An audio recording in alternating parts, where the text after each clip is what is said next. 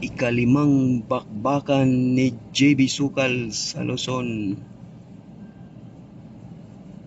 Mananalo na kaya si JB dito? Sunod-sunod kasi yung talo niya. Parehas po ito mga idol. Puro na po si JB Sukal.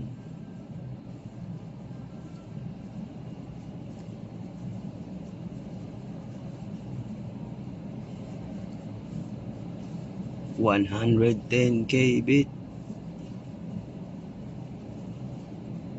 Sumabla yung kalaban ni JB.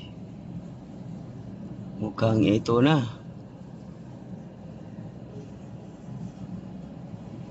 Open ball na to para sa kanya.